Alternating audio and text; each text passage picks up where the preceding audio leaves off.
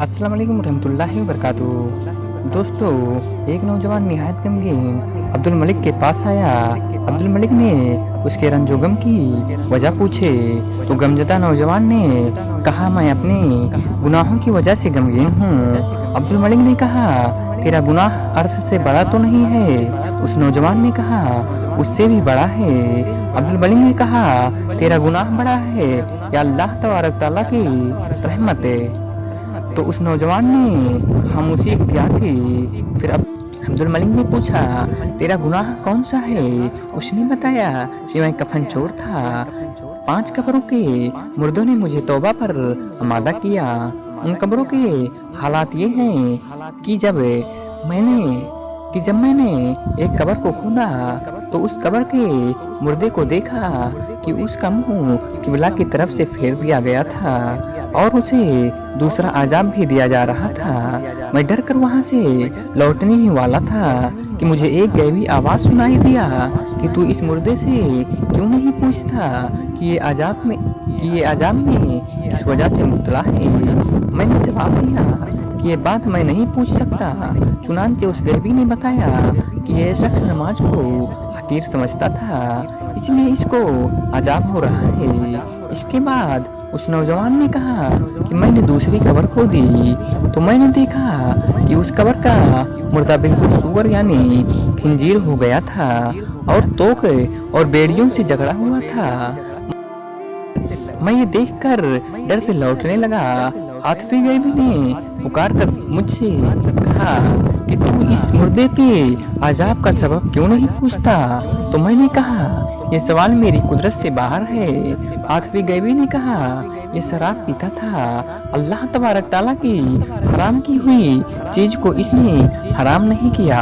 उस कफन चोर ने मजीद कहा कि जब मैंने तीसरी कब्र खोदी तो देखा कि उसका मुर्दा आग की मेहों से बंधा हुआ था और उसकी जबान गद्दी की तरफ निकली हुई थी। मैं डर कर वापस होने लगा। हाथवी गैबी ने आवाज दी कि मैयत की इसकी वजह क्यों नहीं पूछता?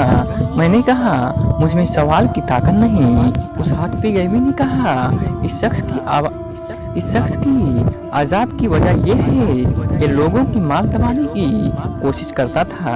कफन चोर ने कहा कि इसके बाद मैंने चौथी कब्र खोदी तो देखा कि मुर्दा आग में जल रहा है। फरिश्ते उसको मार रहे थे और वो चीख रहा था।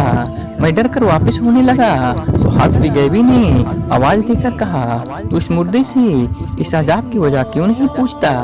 तो मैंने कहा, मुझ में सवाल करने की ताकत नहीं। हाथवी ने कहा, यह झूठा शख्स था और झूठी कस्में खाया करता था।